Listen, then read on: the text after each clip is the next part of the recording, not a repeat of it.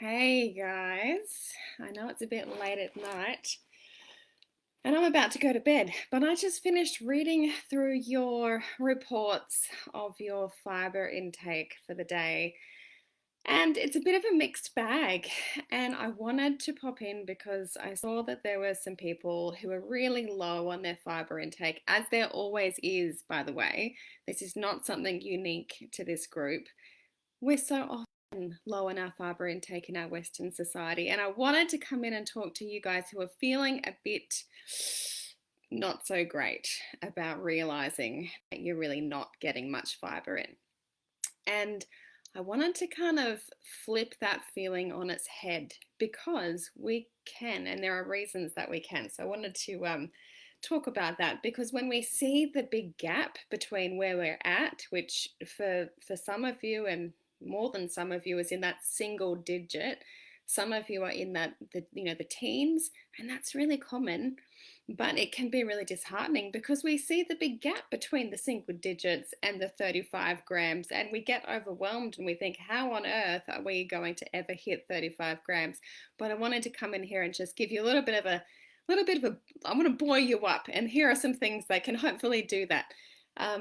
I wanted to ask how you're feeling. Chances are, if you are so low on that fiber intake, then perhaps you are feeling quite sluggish and maybe a little bit rubbish on, often, if we're going to be real. And that may have been the case for quite some time. And perhaps you actually think that's normal because so many people in our society are also so low on fiber that they're also feeling quite rubbish. And we go around talking about how bad we're feeling, and we all think it's quite normal to feel that way. But I want you to flip that feeling that you may have felt today when you realized how low your fiber was on its head now to say, okay, well, if you are not feeling the best, how good could you be feeling when you do reach up near that 35 grams a day? How much better could you be feeling when your body is enabled to do that detoxification process that Kirsty spoke about in yesterday's hormone video? If your body can start getting rid of all that excess, all the excess hormones, and what about all the toxins that keep going round and around in our body in the Ferris wheel that she spoke about because we're not moving our bowels every day? So that's the kind of stuff that we can start shedding, literally shedding out of our body when we have enough fiber. And that's just talking about one of the 5 superpowers of fiber. The other 4 that we haven't yet touched on also have a lot of power to help us feel fantastic. So although you might be really low in your fiber intake right now, that just gives you more motivation to keep reaching forward for that, I should say the magic 35 grams a day, because of how much difference it can absolutely make to how you feel. So I also wanted to give you a little bit of a tidbit of information, which will hopefully help give you that motivation as well. When you're low in your fiber, let me just check in. Yes, okay, still working. When you're low in that fiber intake, and that's combined with too much sugar, hello, almost everyone in the Western world, our body cannot make much serotonin. And we know that serotonin is that feel-good, happy hormone, right? We want to have a bountiful supply of serotonin. But when we don't have enough fiber and we have too much sugar, it creates inflammation and we can't make very much serotonin. And the serotonin that we do manage to make, get this, the receptor for serotonin in our brain literally shuts down. And so the serotonin that we do manage to make barely even registers.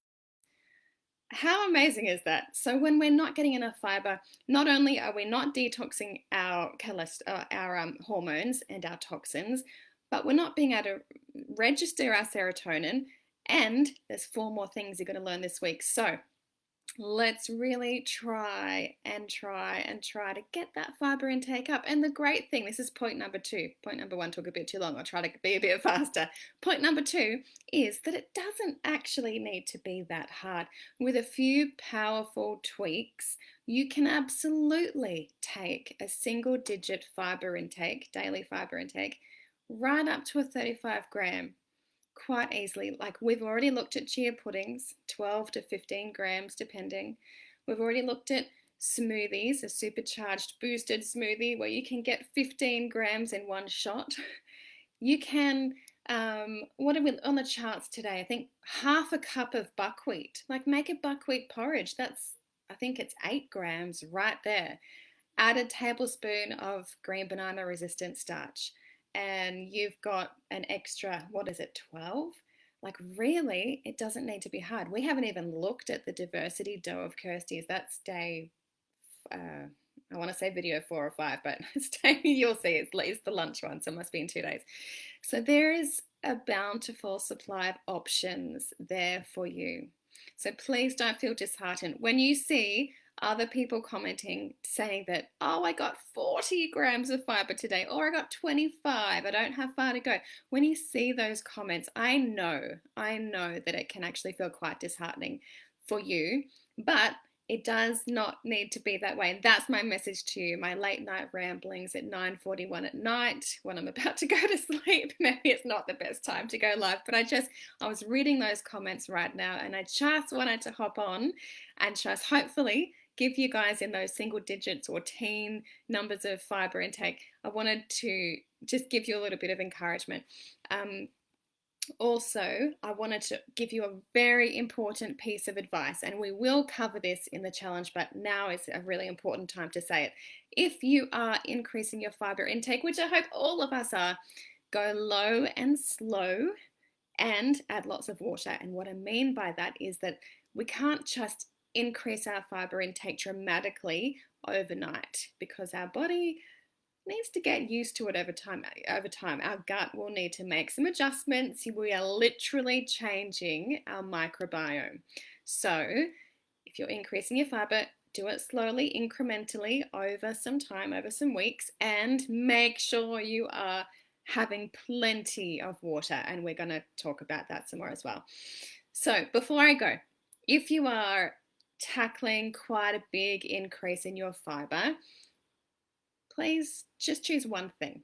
And then once that is a habit in your life, maybe you're tweaking your breakfast, just focus on that one thing. Even though you might be able to see some easy wins elsewhere, let's just do that one thing. And once that's a habit and it's a ritual and that's just what you do every day, or most days, let's be real, then you can look at adding another habit in because we know that our brains are not wired for change. Our brains are wired for familiarity. It's a very hard word to say. Our brains don't like change and it will freak out and it will try to take you off course. Just try to make changes slowly and in a way that's not going to freak your subconscious brain out. We want to just make sure these changes are sustainable.